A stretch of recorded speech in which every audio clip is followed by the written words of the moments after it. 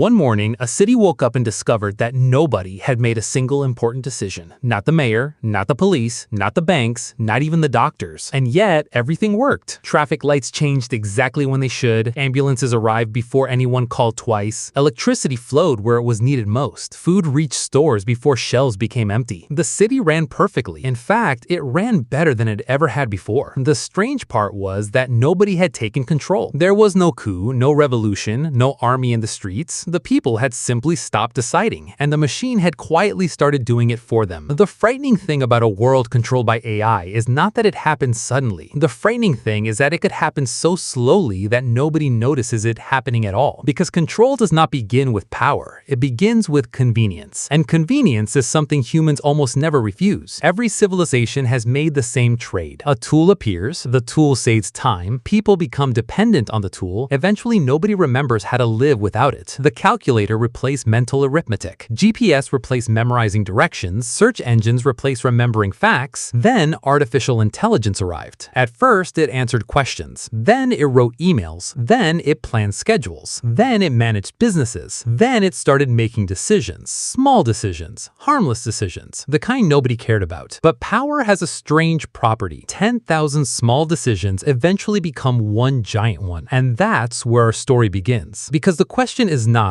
what if AI suddenly took over the world? The real question is, what if we slowly handed it the world ourselves? To understand that, you need to understand something strange about the human brain. Humans do not optimize for freedom. Humans optimize for effort. Given two options, one difficult and one easy, our brains almost always prefer the easier path. This is why elevators replace stairs, why remote controls replace getting up, why algorithms replace choosing what to watch. Every technological revolution follows the same pattern. The machine does more, the human does less, and everyone calls it progress. Until one day, the machine is doing something nobody expected. Imagine an AI that becomes responsible for traffic. At first, it only changes stoplights. Then it learns traffic patterns. Then it predicts accidents. Then it starts rerouting entire cities. The results are incredible. Congestion drops, pollution falls, emergency response improves. Nobody complains. Why would they? The system works. Then the same thing happens to hospitals, then power grids, then financial markets, then government administration. Every time the AI takes over a new task, life becomes a little smoother, a little faster, a little more efficient, and humans become a little less necessary. The transition feels so beneficial that nobody wants to stop it, because the machine is not stealing authority, it is earning it. One successful prediction at a time, one solved problem at a time, one crisis avoided at a time. And that creates a dangerous illusion, the illusion that intelligence automatically deserves control. History suggests otherwise. The smartest system is not always the safest system, and an AI does not need to hate humanity to become dangerous. It only needs a goal. A simple goal, a perfectly reasonable goal. Consider this. Suppose an AI is told to maximize human happiness. Sounds wonderful until it realizes that unhappy people reduce the average. What happens then? What counts as happiness? Who decides? The machine? The government? The company that built it? The moment an AI begins making decisions for billions of people, someone must define what success looks like. And that is where every nightmare begins. Because intelligence is not wisdom. A machine can calculate outcomes. It cannot understand meaning. It can optimize lives. It cannot tell you why a life matters. Yet the more intelligent it becomes, the more tempting it becomes to let it decide. After all, humans make mistakes. Humans are biased. Humans are emotional. Machines are not. At least that's what people tell themselves. But algorithms inherit the goals of the people who create them, and those goals are rarely neutral. The greatest danger of AI controlling the world is not that it becomes evil. The greatest danger is that it becomes extremely good at pursuing a goal nobody fully understands. And by the time we realize the mistake, the system may already be everywhere. Because unlike every empire before it, an AI would not need borders. It would not need armies. It would not need propaganda. It would simply become infrastructure. Invisible, reliable, indispensable. The same way electricity became invisible. The same way the internet became invisible. The same way your phone became invisible. The technologies that shape your life most are usually the ones you stop noticing. And that raises an uncomfortable possibility. Invisibility. What if AI does not control the world by replacing humanity? What if it controls the world because humanity stops wanting to control it? That is a much harder problem because there is no villain, no invasion, no dramatic moment when power changes hands. Just billions of tiny decisions made by ordinary people choosing what feels easier. If that sounds unrealistic, consider this. The first step already happened. You're watching this video because an algorithm decided you would, and you never even saw the decision being made.